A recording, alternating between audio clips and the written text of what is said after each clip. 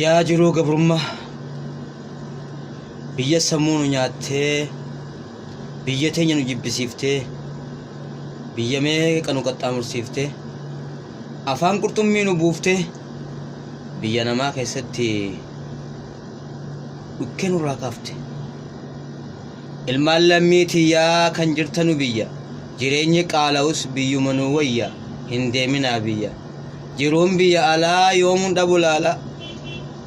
Beeloytee rakkatus eenyutu si laala daa'imni si ergatus diduu waysii mala jiruu biyya keetii mee maaltu madaala. Obboleessa kiyyaa fudhu gorsa kiyyaa cooma biyyaan barraa qorsoma tee wayyaa hin deemin mee biyya biyyarraa bahanii biyyan baagaluuni namummaa dhabanii mirgaa sardamanii saree fakkaatanii barandaa bulanii saree fakkaatanii kajeellaan du'anii.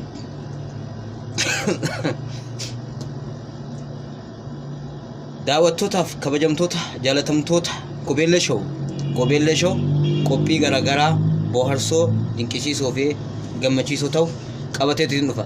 Qaqqaxaleen ilmaan isin agartan tun qeerroo lafaa dhufa jirtu kaffuulli naziifaa funyaan isaanii aliifaa guyyaa tokko isin biraan bahuuf ta'anii YouTube isaanii irratti maaliin akka dhufan walumaa dheeyna. Gobeellee Show share like subscribe gochuun isinirra jira. Gobeellee Show share like gochuun isinirra jira. Gahee oromummaati.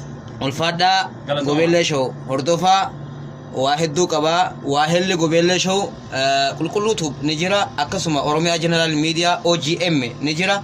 Akkasuma horoo Oromiyaa jaa hundi isaatu daawwadhaa milkii tuubii fi akkasuma galamsoo tuub lallaalaatii nu jabeessa. Kana qofaa miti waan adda addaa har'a muxawwaa taanee dhufne gaa'ee borii maaliin akka dhufnu hin beeknu. Anis baana dheera chanaala yuutuubii koo banaaf na laala. Anis baana dheera chanaala yuutuubii koo banaaf na laala. Waa'ee yuutuubii kun waatu jira kan duraan na dhibee waatu jira keessa koo na gubee waatu jira amma moo baneera waatu jira barkunoo bareera waatu jira. Anis baana dheera chanaala yuutuubii koo banaaf na laala. Anis baana dheera chanaala yuutuubii koo banaaf na laala.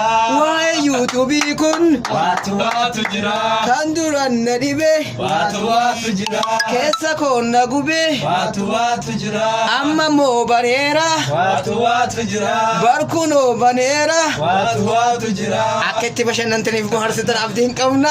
Kana caalaa